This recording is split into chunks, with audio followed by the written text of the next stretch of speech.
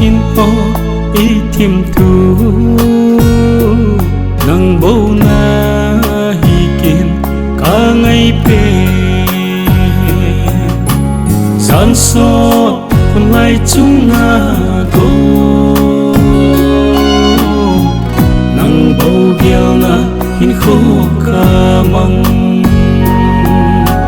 ngày ngày si em ok ngày về điều ni hin khô ca nay thì po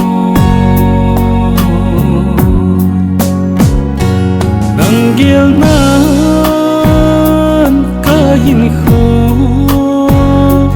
ca mong dính nghe o ngày chim lâu